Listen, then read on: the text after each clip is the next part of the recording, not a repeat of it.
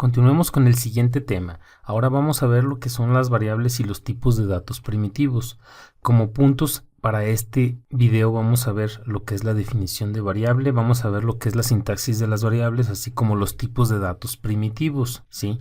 Bueno, si entramos ya en materia, ¿qué significa una variable? Pues una variable es un identificador que representa una palabra de memoria que contiene información. Esto se refiere más que nada a que la memoria de nuestra computadora, imagínatela como un espacio con varias celdas, es decir, como un casillero. En cada uno de esos casilleros podemos guardar información. La información que podemos guardar en la memoria puede ser muy variante. Para nuestro caso y para este tema vamos a ver lo que son los tipos de datos primitivos, que son 8. Como tú sabes, pues la información puede ser representada de forma numérica, puede ser representada de forma de texto, puede ser representada de muchísimas formas, inclusive como objetos, pero eso ya lo veremos en su momento. Por lo pronto tienes que saber que una variable es un espacio en la memoria que está cambiando constantemente dependiendo del uso que le demos dentro de nuestro programa o dentro de nuestro sistema. Viendo esto, pues bueno, tenemos que saber cuál es la sintaxis de la variable. Si te fijas aquí, nosotros tenemos dos pequeños ejemplos y en la parte de arriba tenemos lo que es la sintaxis. Como te decía, todo lo que se encuentre dentro de corchetes se puede decir que es opcional. Aquí lo único que tenemos dentro de los paréntesis es el modificador. El modificador está representado por la palabra public en ambos ejemplos. Ahorita no entendemos mucho de lo que significa esto, pero ya se verá en su momento también. Por lo pronto tienes que saber que la sintaxis es utilizar un modificador. Después de ello tenemos que utilizamos un tipo. El tipo aquí ya ahora sí ya se refiere a lo que te comentaba, los tipos de datos primitivos. Y si te fijas para este ejemplo aquí tenemos que el tipo es de tipo int, es decir, estas variables van a almacenar un tipo de valor entero. El siguiente campo, o más bien la siguiente parte de nuestra sintaxis es el identificador. Como su nombre lo dice, algo que lo identifique. Ya recordamos que teníamos ciertas reglas para las variables. Una de ellas es que una variable tiene que empezar por letra minúscula. Si te fijas, aquí está empezando por letra minúscula, igual que aquí. Y cuando se encuentra una palabra más dentro del nombre de la variable, la primera letra debe de ser mayúscula. También tenemos que recordar que no es bueno ponerle nombres a nuestras variables que no sean muy intuitivas. ¿A qué me refiero? No es lo mismo, por ejemplo, poner, si recordamos el nombre de una de las variables que utilizábamos era mi carro, a poner MC, o sea que abrevie la palabra mi carro. Es más fácil para ti identificar en un futuro las variables que tengan un nombre intuitivo que a recordar variables que tengan, por ejemplo, abreviaturas. Así es de que yo te recomiendo utilizar nombres intuitivos en la declaración de nuestras variables. También tenemos aquí que la sintaxis, aquí tenemos otros corchetes que abren y corchetes que cierran. ¿Qué significa esto? Que todo lo que está entre corchetes es opcional. Si te fijas aquí, es opcional porque después de la i ya no tenemos un valor. Sin embargo, en la variable de abajo tenemos un corchete que abre y un corchete que cierra y dentro de ello va un valor con una asignación del signo de igual. Si te fijas aquí, ya tenemos esa misma identificación en esta parte. Ya tenemos este último bloque que solamente lo contiene esta variable. Vamos a ver algunos ejemplos para que se quede más claro esto en próximas láminas. Por lo pronto ahorita lo que nos interesa es ver cómo se compone la sintaxis de nuestra variable.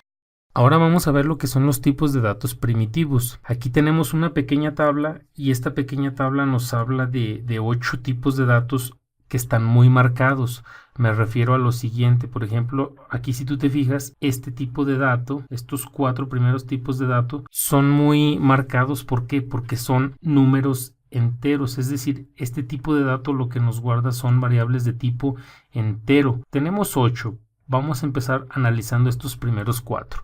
Nos dice que el primero, el tipo de dato byte, nos va a almacenar un tamaño de bits de 8 con un valor mínimo de menos 128 y un valor máximo de 128 con un valor por default que representa el número 0. Sucede Con el tipo de dato short, lo contrario, es un número más grande que almacena 16 bits y que está representado por un número más grande. Si te fijas aquí ya almacena más números, tanto positivos como negativos, y también se inicializa por default con el valor 0. El tipo int ya es el doble de lo que es el tipo short. Ya representa 32 bits, una numeración mucho más grande, y también inicializa con el valor 0. El tipo de dato long es el doble del tipo int, es decir, 64 bits, un número muchísimo más grande, tanto positivo como negativo, y al mismo tiempo se inicializa con 0. Bueno, con esto acabamos de ver cómo se manejan los tipos de datos enteros.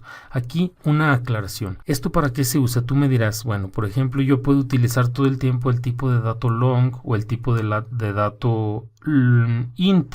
Bueno, aquí ahí te va la explicación del por qué utilizar tipos de datos. Imagínate una aplicación muy robusta en la que se manejen millones de registros y por ende muchos usuarios que entren al mismo tiempo. No es lo mismo decirle, por ejemplo, a una variable que represente la edad de una persona, si sabemos que una persona a lo mucho durará, no sé, 120 años, si se me hacen muchos, 120 años representa la edad de una persona y es el límite, o sea, ya no conozco quién viva más de esa edad. No tiene caso declarar la variable edad de tipo long. Es decir, no tiene caso representarla por un número tan grande que sabemos que una persona jamás va a llegar a tener esta edad. Caso contrario, la edad sí pudiera estar en este rango. ¿Y qué diferencia hay? Imagínate, al procesar esta información, el servidor o la computadora que esté trabajando con esta información va a moverse más rápido con un tipo byte que represente un número pequeño, pero siempre y cuando quepa esa información en esa variable. Así es de que hay que hacer buen uso de los tipos de datos primitivos. Créemelo, en aplicaciones muy grandes se nota mucho la diferencia. Bueno, ya explicando esto, continuamos con otros tipos de datos. Ahora vamos a analizar el tipo de datos float y el tipo de datos double. Estos tipos de datos también almacenan números, pero ya almacenan números con punto decimal, es decir, ya no son datos enteros. Si te fijas, nada más tenemos dos, lo que es el float y tenemos lo que es el double. Entonces, estos dos pues tienen su numeración, su tipo de valor mínimo, su tipo de valor máximo, que van desde un número negativo hasta un número positivo muy grande. Su valor por default es 0.0, a diferencia del anterior que es un 0. Aquí, si te fijas, ya está almacenando un punto decimal y un valor decimal, aunque es en 0, pero ya representa un tipo de valor decimal. Aquí, bueno, ya veremos ejemplos de cada uno de ellos y cómo podemos forzar a que un tipo de datos sea double o sea float. Por default siempre va a ser double cada que inicialicemos un número. No sé, por ejemplo, si tú declaras 10.5, Java lo va a reconocer siempre como double. Ya veremos cómo se forza a que sea tipo float, pero ahorita por lo pronto vamos a esperarnos a ese caso. Por otra parte, también tenemos otro tipo de dato que es el tipo de dato char. El tipo de dato char, llamado carácter Unicode. Aquí no te confundas, muchos de nosotros conocemos lo que es el código ASCII y hasta ahí llegamos, hasta esa parte. El carácter Unicode es una nomenclatura que incluye todos los caracteres ASCII y adicional a ello incluye muchos caracteres. Por ejemplo, no sé si has visto el carácter de copyright o el carácter de marca registrada. Son caracteres que no son ASCII, sin embargo, el tipo de datos char sí puede almacenar ese tipo de datos. Así es de que el tipo de datos char es aún más completo que lo que es el tipo de datos ASCII. Por otro lado, tenemos el tipo de dato boolean. El tipo de dato boolean solamente almacena un true o un false y nada más utiliza un tamaño de bits de 1, no tiene valor mínimo, no tiene valor máximo y su valor por default es false. Esto de que no tenga valor mínimo y máximo es porque cada sistema operativo puede interpretar de diferente forma lo que es el tipo boolean. Unos lo pueden representar, por ejemplo, el valor verdadero con un 1 y el valor falso con un 0. Así es de que por ello no hay esa nomenclatura. Hola, soy Juan Tinajero de Pasión Programación. Te invito a ver mis cursos. Mi objetivo es contribuir con tu crecimiento profesional. Además, quiero que sea accesible para todo el mundo. ¿Sabías que puedes apoyarme de forma gratuita y de pago en el crecimiento de este canal? ¿Cómo? De dos formas. 1. Suscribiéndote a mi canal, compartiendo con tus amigos o dándole like a este video.